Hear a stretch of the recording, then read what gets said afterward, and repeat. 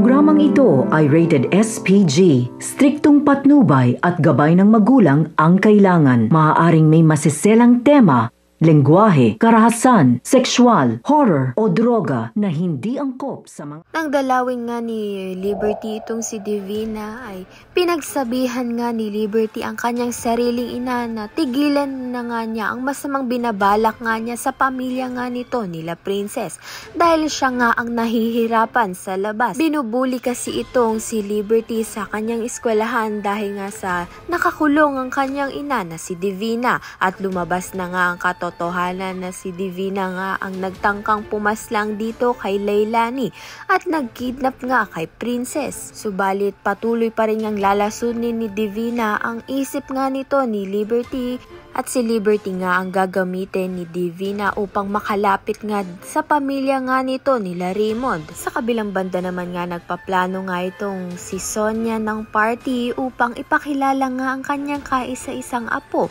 At dahil ganap na Cristobal na nga itong si Princess kaya naman nga nagkaroon nga siya ng major makeover. Mas lalo nga gumaan ang pakiramdam ni Princess ngayon nga kapiling niya na nga ang kanyang tunay na ina na si Charlene at ang kanyang ama na si Raymond. Ibibigay nga lahat ng magulang nga niya ang kailangan nga nito ni Princess. Kaya naman nga't yan at iba pa ang dapat nating pakaabangan. Maraming salamat sa iyong panonood.